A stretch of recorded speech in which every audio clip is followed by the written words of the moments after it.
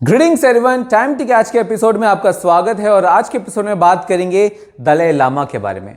अब जब दलाई लामा के बारे में बात करें, the first thing that you need to understand इसकी दलाई लामा जो है वो किसी भी व्यक्ति का नाम नहीं है, इट्स अ पोजीशन, वो एक पद है जो कि लोगों को दिया जाता है। That is the first thing that you need to understand. But इसके साथ साथ काफ़ी और बारीकियां हैं जो कि आपको समझना पड़ेंगी। Then only you would realise कि दलाई लामा जो है वो इतना इंपॉर्टेंट क्यों है, what is the significance of Dalai Lama. इसे समझने के लिए काफ़ी और बारीकियों में आपको समझना पड़ेगा, जाना पड़ेगा।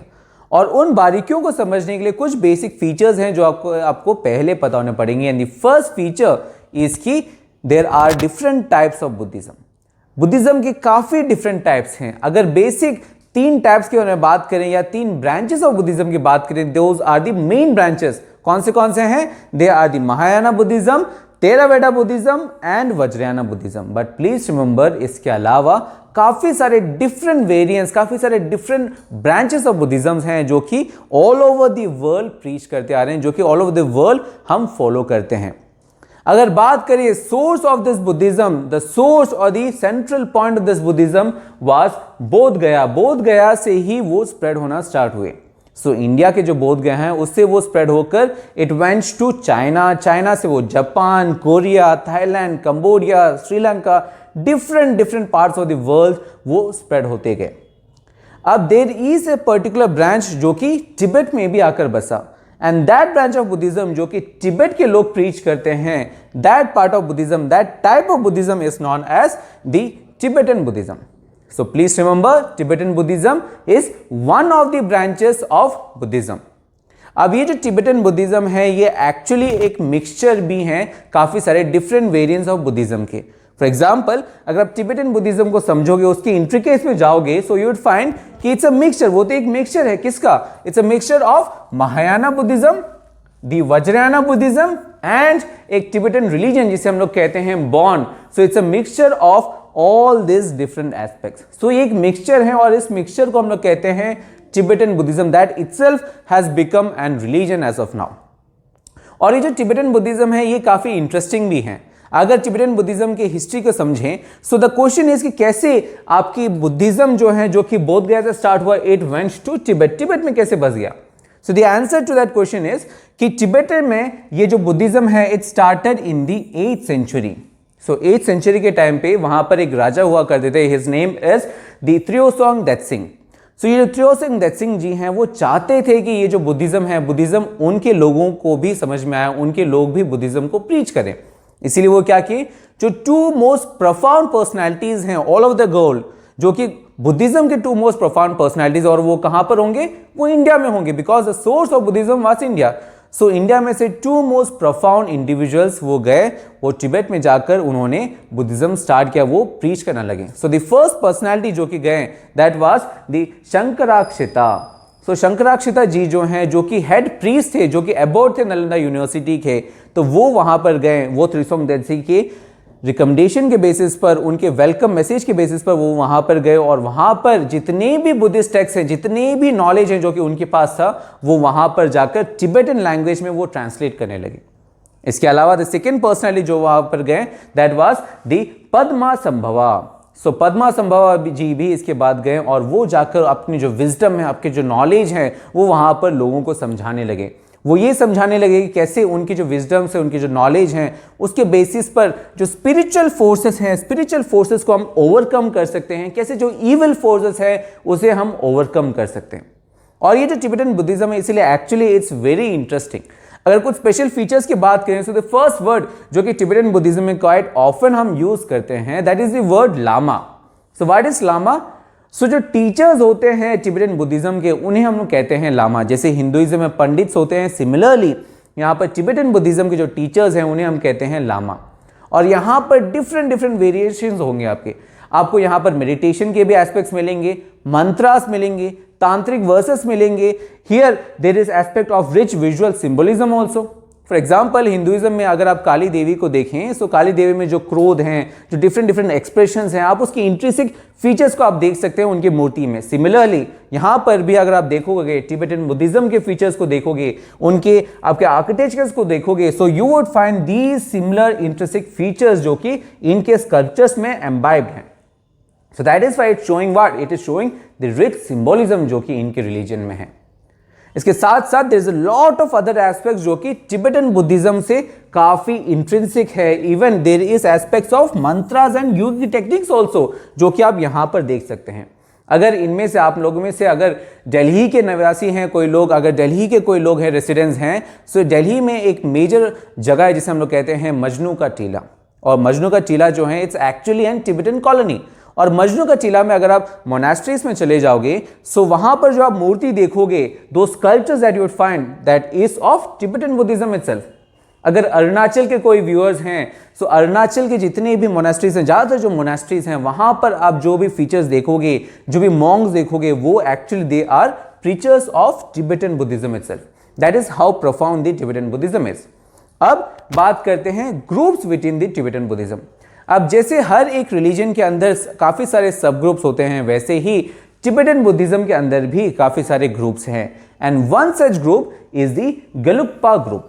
अब ये यहां पर क्यों इसका जिक्र किया जा रहा है, that realisation would come later on, but please remember ये जो गेलुक्पा ग्रुप हैं that is one of the groups within the Tibetan Buddhism. अब आपके पास बेसिक नॉलेज है, so let's start with the aspects of Dalai Lama. So the first thing that you need to understand regarding Dalai Lama is his role। क्या है उनका role क्या है Dalai Lama का? So जो दलाई लामा है, he is actually the head monk of the Tibetan Buddhism। इसके साथ साथ दलाई लामा जी जो हैं ट्रेडिशनली, कल्चरली अगर बात करें, हिस्टोरिकली बात करें, so he has the cultural and political control of the Tibet। So Tibet की जो पॉलिटिकल कंट्रोल है, जो कल्चरल कंट्रोल है, that was also in the hands of Dalai Lama till the point जब चाइनीज लोग वहां पर आए and they took over the control of Tibet in the year 1959। So 1959 में जब टिबेट को कब्जा कर दिया गया, टिबेट चाइना का पार्ट हो गया, then this control that Dalai Lama had over Tibet, this control was broken down. But as of now जो करंट दलाई लामा जी हैं, that is the 14th Dalai Lama and his name is Tenzin Gyatso. So his holiness Tenzin Gyatso's picture you can see here, वो preach करते हैं and he is the current Dalai Lama. और ये जो Tenzin Gyatso ji हैं, he is particularly belonging to the Gelugpa tradition of Buddhism itself. अब यहां पर हिस्टोरिकली बात करें, सो हिस्टोरिकली ये जो दलाई लामा है, Dalai Lama is not a new phenomenon.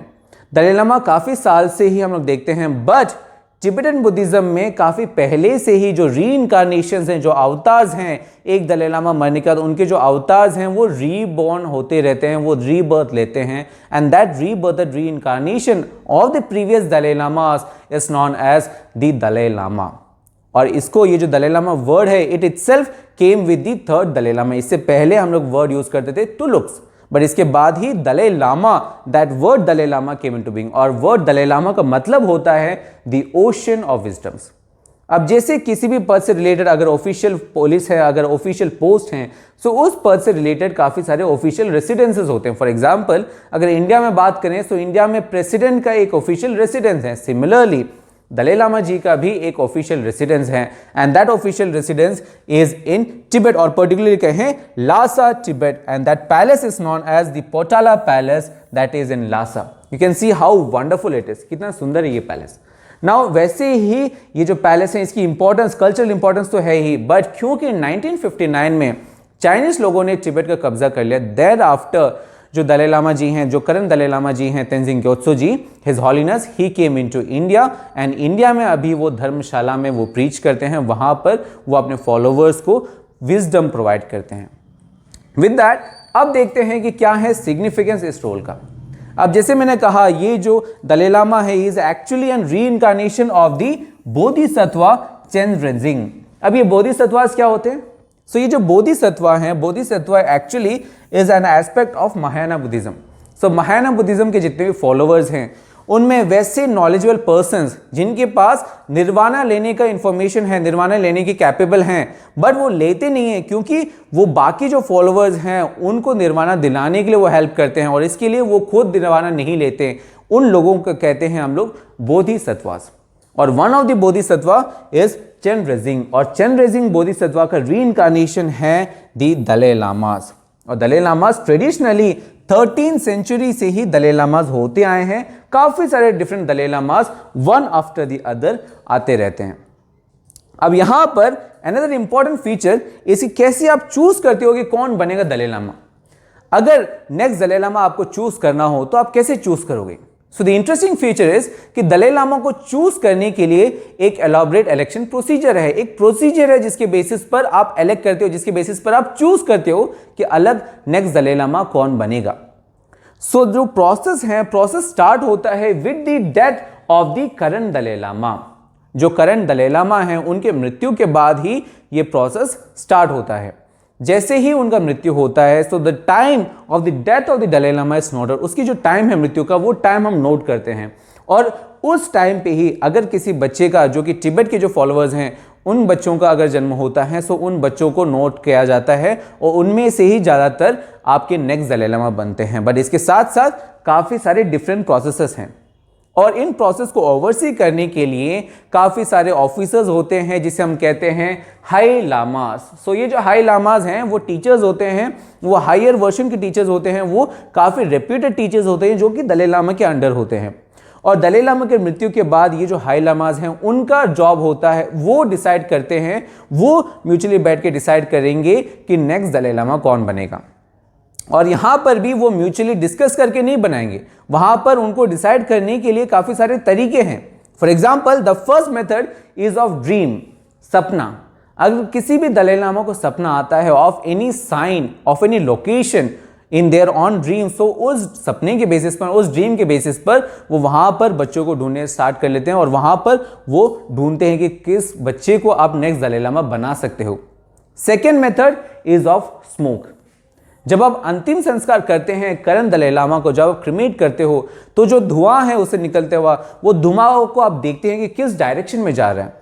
जिस डायरेक्शन में जाते हैं उस डायरेक्शन को वो शॉर्टलिस्ट करते हैं और उसमें से वो ढूंढते हैं कि दलाई लामा, नेक्स्ट दलाई लामा कौन बनेगा। And the third and the most interesting feature is of Oracle lake. जैसे हिंदुइज्म में गंगा जो है it's an Holi river, similarly Tibetan Buddhism के लिए भी एक होली लेक है जिसे हम लोग कहते हैं the Lhamo Latso. So you can see how beautiful this lake is. This is the Lhamo Latso. पहाड़ों के बीच में एक लेक है और इसे हम होली मानते हैं टिबेटन बुद्धिज्म में।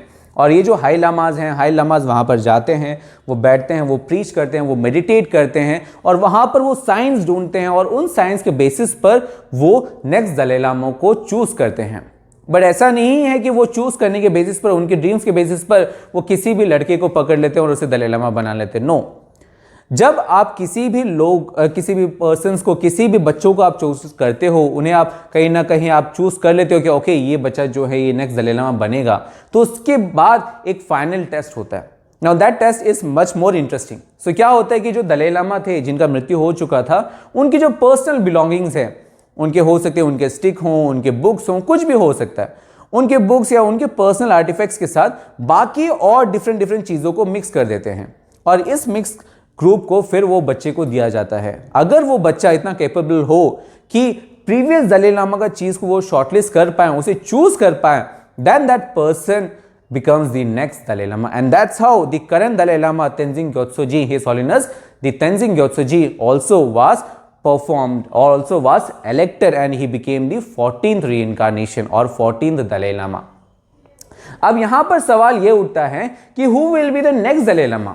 ये जो 14th reincarnation है, इसके बाद next Dalai Lama कौन बनेगा? So इसमें जो तेंजिंग ग्योत्सो जी हैं, जो कि करंट दलाई लामा हैं, उनका एक टेक है। वो ये कहते हैं कि अब दलाई लामा का जो पोजीशन है उसका ज़्यादा ज़रूरत है ही नहीं, और अगर होगा भी तो नेक्स्ट दलाई लामा चाइना के अंडर नहीं आएगा। चाइना से कोई भी बच्चा नेक्स्ट दलाई लामा नहीं बनेगा, या ऐसा कोई कंट्री जो कि फ्री ना हो वैसे कंट्री से दलाई लामा नहीं आएगा। दैट इज दी एस्पेक्ट जो कि तेंजिंग ग्योत्सो जी कहते हैं। और तेंजिंग ग्योत्सो जी ये भी कहते हैं कि ये जो प्रोसेस है जो हमने डिस्कस किया, ये प्रोसेस किसी पत्थर में लिखा हुआ नहीं है। It's not and something that is imbibed into the stones. ये एनग्रेव नहीं है। अगर 2/3 of the people of Tibet अगर चाहेंगे, अगर वो चाहेंगे कि जो दलाई लामा जो चूज होके आया है उन्हें चेंज करना है या जो प्रोसेस है उसे चेंज करना है, तो वो चेंज कर सकते हैं। So there is a lot of flexibility जो कि तिब्बतन लोगों के हाथ में दे दिया गया है। अब बात करते हैं कि चाइना का क्या टेक है ऑन दलाई लामा।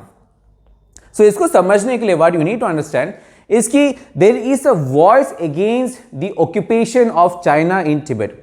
तिब्बत में जो चाइनीज ऑक्यूपेशन है, जो चाइना लोगों ने जो कब्जा किया, उसके खिलाफ एक आवाज है। And that voice, the source of that voice is Dalai Lama. The current Dalai Lama is the face of that, क्योंकि वो ऑक्यूपेशन जब चाइनीज लोगों ने वहां पर काइंड ऑफ फोर्सफुली वो आकर वो कब्जा करने लगे, तो जो करंट दलाई लामा है वो इंडिया में है। So the source of this voice against China's occupation of Tibet is Dalai Lama itself. अब कहने के लिए चाइना जो है, China is anti religion, China is a communist country, but China चाहता है, ना चाहकर भी वो चाहते हैं कि जो नेक्स्ट दलाई लामा हो वो चाइना में पैदा हो। बट इसे तेंजिंग ग्योत्सो जी नहीं मानते हैं, या कोई भी बुद्धिस्ट, ज्यादातर टिबेटन बुद्धिस्ट नहीं मानते हैं, क्योंकि चाइना का टेक यहां पर यह है कि अगर नेक्स्ट दलाई लामा चाइना से हो, या चाइना के अंडर किसी भी कंट्री में हो, या चाइना के अंडर किसी भी प्लेस में हो, देन चाइना ये जो आवाज है against China's occupation of Tibet, उस आवाज को वो बंद कर सकते हैं। And that is not something जो कि तेंजिंग ग्योत्सो जी चाहते हैं। चाइना ने काफी सारे क्रिटिकल कमेंट्स भी दिए हैं, काफी सारे रेडिकल कमेंट्स भी दिए हैं। चाइना ने ये तक कह दिया था कि धर्मा जो है, धर्मा जहर है। चाइनीज कम्युनिस्ट पार्टी जो है वो ये भी कहते आए हैं that Dalai Lama is actually a wolf in monks robe. वो एक भेड़िया है आपके मॉन्क के रोब्स में, आपके सन्यासी के भेष में एक भेड़िया है। ऐसे क्रिटिकल कमेंट्स भी चाइनीज कम्युनिस्ट पार्टी के तौर से, वहां के साइड से, वहां पे रिप्रेजेंटेटिव्स के तौर से आ चुका है ओवर द ईयर्स। बट इसके बावजूद भी चाइनीज गवर्नमेंट चाहते हैं, चाइनीज कम्युनिस्ट पार्टी चाहता है कि जो नेक्स्ट दलाई लामा हो वो उनके अंडर हो। क्यों? क्योंकि अगर ऐसा होता है तो ये जो आवाज है तिब्बत का for the freedom and the independence of Tibet, उस आवाज को वो बंद कर सकते हैं। That is the basic aspect of the story of Dalai Lama. With that I hope कि जितनी भी इंट्रिकेट्स हैं इस टॉपिक से रिलेटेड, उसमें आपको एक क्लैरिटी मिली होगी। अब इस टॉपिक से रिलेटेड जितने भी नोट्स हैं, जितने भी इंट्रिकेट्स हैं, वो आप हमारे वेबसाइट shieldias.in में मिल सकता है। At the same time you can find those basic aspects in the videos description also. So stay tuned for more content. Thank you.